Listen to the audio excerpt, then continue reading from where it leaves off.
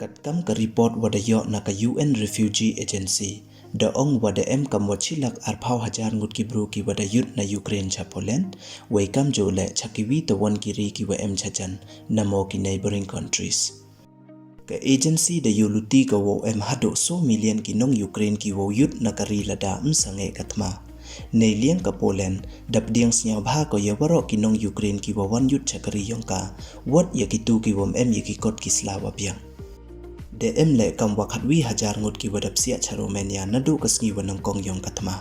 weina kini ki khatwi hajar ngut de le hajan ruspan rupha ngut ki wada kap luti na Romania yo lai cha ki wi won ki ri kam cha Bulgaria wa Hungary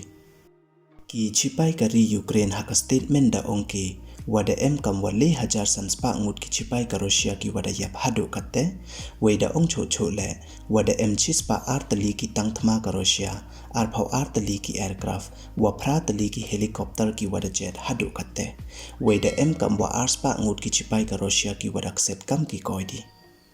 katkam ka report wada yo na ka Ukraine health minister da ong wada chispa khande pau prangut ki nong Ukraine wa kanthuk ya le ngut ki khana ki wada cha panyap ha ki chipai ka Russia kat wada poi kathma cha kasngi wale nin kasngi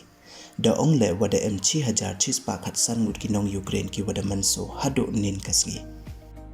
da bon ki sports ki business wa ki sponsorship ki wada pandam da ki wi ki ri wa kari Russia hadin wada stang thma ko hari Ukraine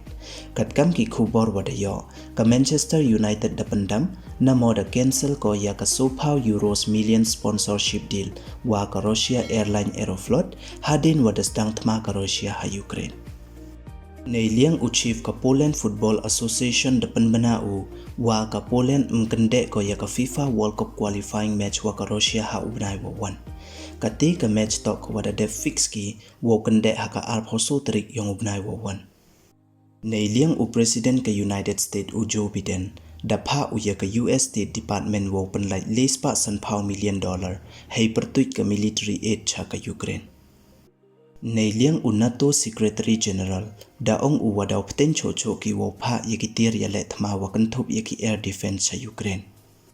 nei liang ka ri Netherlands daw ko arspa tali ki Stinger air defense rocket cha ka Ukraine da ong nin kasngi sa jan we da ong cho le wada pan poi pan smart yakite waro